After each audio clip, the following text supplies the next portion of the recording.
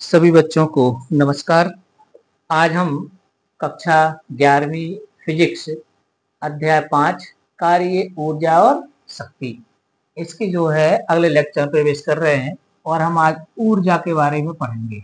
ऊर्जा एनर्जी ऊर्जा के बारे में हम अध्ययन करेंगे। ठीक है ना बच्चों। पिछले लेक्चर में हम लोगों ने कार्य की परिभाषा, मात्रक, विमीय सूत्र, प्रकार और उसकी गणना कैसे करते हैं, इस सारा का सारा एक लेक्चर में पढ़ लिया था। आज हम ऊर्जा के बारे में पढ़ेंगे। ठीक है ना बच्चों, ध्यान रखना। ऊर्जा की सबसे पहले आती है बात परिभाषा। ऊर्जा क्या है? तो ऊर्जा क्या है? कार्य करने की क्षमता। क्या है? कार्य करने की क्षमता। तो परिभाषा यही है, कार्य करने की क्षमता को हम ऊर्जा कहते हैं। किसे कहते हैं? ऊर्जा। कार्य करने की क्षमता को हम ऊर्जा कहते हैं। ठीक है ना।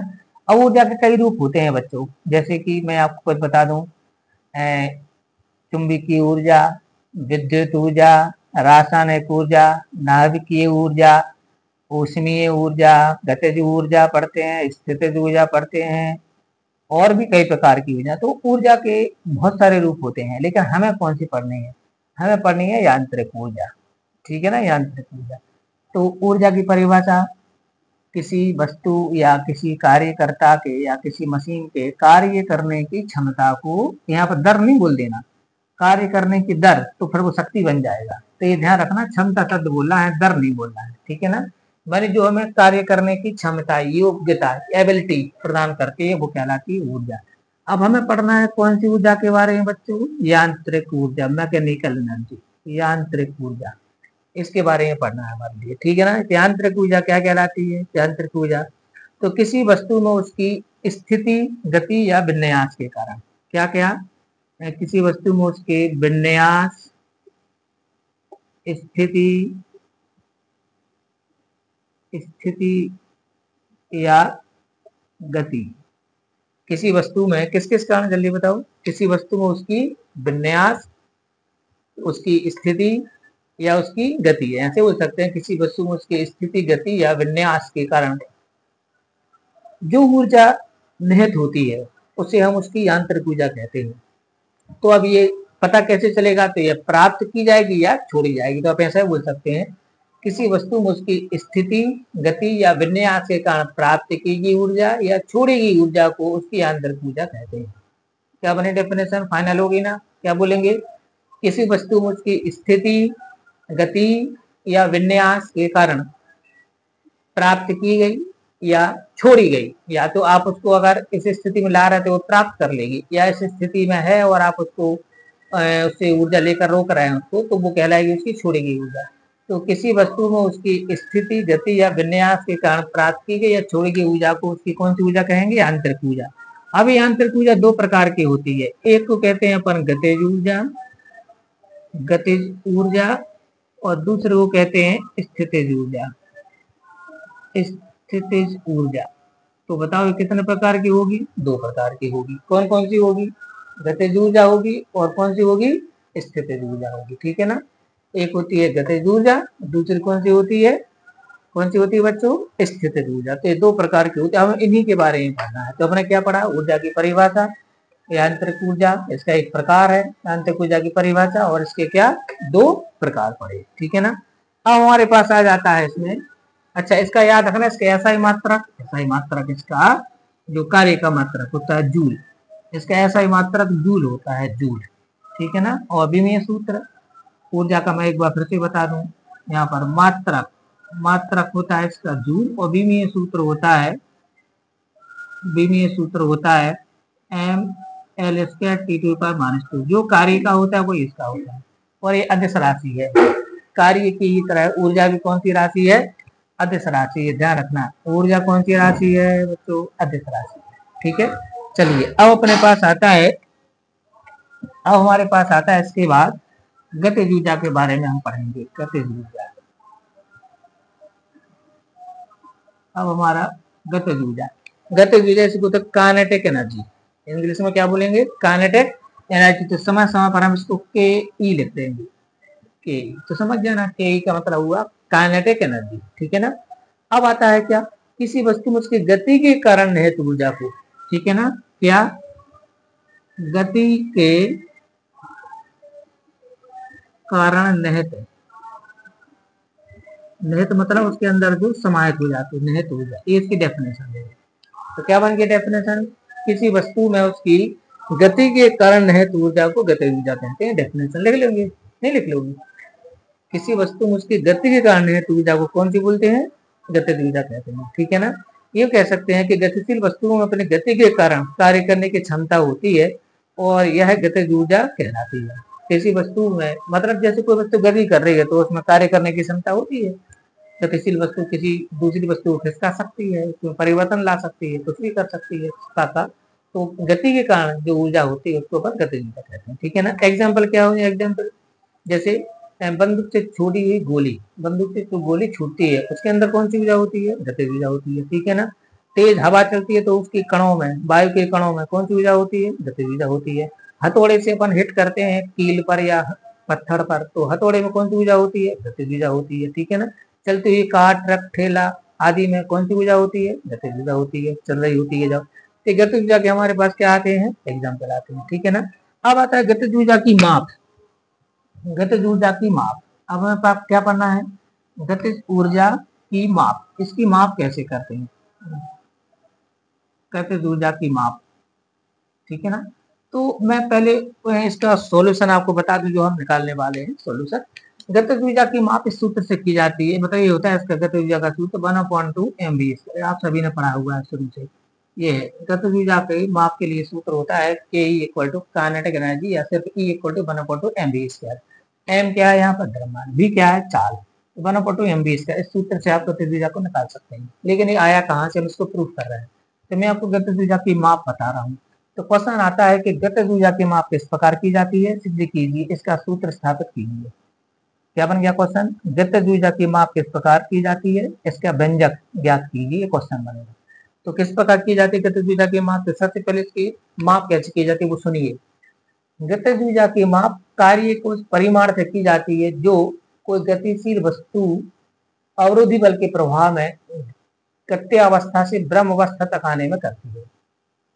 क्या गतिज ऊर्जा की माप का, इसके एक बार लिख देता हूं। गतिज ऊर्जा की माप कार्य के उस परिमाण से की जाती है, कार्य के उस परिमाण से की जाती है जो वह वस्तु अवरोधी बल के प्रभाव में, अवरोधी बल के प्रभाव में गत्यावस्था से ब्राह्म अवस्था तक, ब्राह्म अवस्था तक आने में करती है, आने में करती है। ये इसकी माप। गतिज ऊर्जा की माप किस प्रकार की जाती है बच्चों, तो अपन बोलेंगे गतिज ऊर्जा की माप कार्य के उस परिमाण से की जाती है जो वह वस्तु अवरोधी बल के प्रभाव में गत्यावस्था से ब्रह्म अवस्था तक आने में करती है। तो ये आपको गतिज ऊर्जा की माप में ये लिखना होता है सबसे पहले। अब इसके बाद डेरिवेशन शुरू करेंगे अपन, है ना, डेरिवेशन आएगा। तो गतिज ऊर्जा की माप किस प्रकार की जाती है, मैंने पूछा आपसे गतिज ऊर्जा की माप किस प्रकार की जाती है, तो आप क्या बोलोगे कि गतिज ऊर्जा की माप कार्य के उस परिमाण से की जाती है जो वह वस्तु अवरोधी बल के प्रभाव में गत्यावस्था से ब्रह्म अवस्था तक आने में करती है। कैसा अवरोधी बल, जैसे मान लीजिए कोई वस्तु यहाँ से, एक कोई वस्तु है यहाँ से वह लुढ़कती चली आ रही है तेजी से। अब यहाँ पर मैंने इसको हाथों से रोका, यहाँ पर मैंने इस पर बल लगाया रोकने के लिए, लेकिन ये यहाँ से मैंने बल लगाना शुरू किया और यहाँ तक आकर के वो रुक गई, यहाँ तक इतनी दूरी चल के वो रुक जाती है। जैसे एक वस्तु, एक कोई ट्रॉली लुढ़कती चली आ रही है, अब मुझे इसको रोकना है, इसके अंदर तो गतिज ऊर्जा है। तो मैंने क्या किया, इसको सामने से ऐसे ऐसे मैंने रोकने के लिए ऐसे हाथ लगाया, बल लगाया। तो मैं इसको एंटी फोर्स लगा रहा हूँ, उसको बोलेंगे अवरोधी बल, क्योंकि मैं उसको रोकने के लिए लगा रहा हूँ, अवरोध पैदा कर रहा हूँ। तो कौन सा बल कहलाएगा, अवरोधी बल। अवरोधी बल का संपर्क या प्रभाव कहाँ से चालू हुआ, यहाँ से चालू हुआ और यहाँ से लेकर यहाँ तक गई और रुक गई। तो यहाँ से मैंने यहाँ तक बल लगाया तो वस्तु यहाँ से यहाँ तक अवरोधी बल के प्रभाव में चली है। अवरोधी बल के प्रभाव में गत्यावस्था से ब्रह्म अवस्था तक आने में जो कार्य करती है, मतलब इतने में जो कार्य करेगी वो कार्य क्या माना जाएगा, उसकी गति ऊर्जा माना जाएगा। कार्य कितना होगा, मान लो मैंने एफ पर लगाया और विस्थापन डी होगा, एफ इंटू डी, ये कार्य निकल आएगा। ये कार्य को क्या बोलेंगे, इसी गति ऊर्जा। ठीक है ना। तो क्या बन गई कि कार्य के उस परिमाण से की जाती है जो वह वस्तु अवरोधी बल के प्रभाव में गत्यावस्था से ब्रह्म अवस्था तक आने में करती है। ठीक है, अब हम इसकी गणना करते हैं। ये सूत्र है ना, ये सूत्र प्रूफ कर रहे हैं अपन, है ना। तो गति ऊर्जा का ये सूत्र प्रूफ कर रहे हैं हम कि ये होता है 1/2 mv²। इस सूत्र को प्रूफ करने के लिए थोड़ी सी कल्पना कर लेते हैं कि माना एक वस्तु जिसका द्रव्यमान m है, एक वस्तु है जिसका द्रव्यमान क्या है, m है। ठीक है ना। अब m द्रव्यमान कोई वस्तु है, वह मान लीजिए वह एक भी चाल से चली आ रही है। मान लीजिए m द्रव्यमान की कोई वस्तु है, एक वस्तु, इसका द्रव्यमान क्या है, जिसका द्रव्यमान कितना है, m है, और किस चाल से चली आ रही है, भी चाल से वह चली आ रही है। तो माना एक वस्तु, इसका द्रव्यमान m है, वह भी चाल से क्या हो रही है, चली आ रही है। ठीक है ना। अब हम इस पर क्या करते हैं, एक बाह्य बल F लगाते हैं। बाहर से हमने एक नियत बल, कौन सा बल, कांस्टेंट फोर्स लगाया, क्योंकि दो प्रकार के बल होंगे, परिवर्ती बल और नियत बल। कल हमने पढ़ा था पिछले लेक्चर में। तो परिवर्ती बल नहीं लगा रहा, नियत मान लेते, नियत बल। मान एक वस्तु है जिसका द्रव्यमान स्मॉल m है और यह भी चाल से गतिशील है।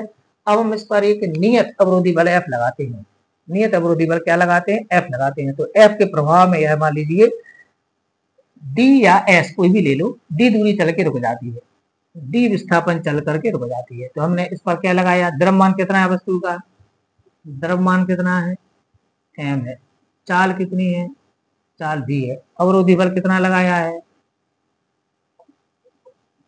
अवरोधी बल उस पर हमने F लगाया है। उसका विस्थापन कितना हुआ, अवरोधी बल के प्रभाव में विस्थापन, मतलब दूरी कितनी चली उसमें, D चली और फिर रुक गई।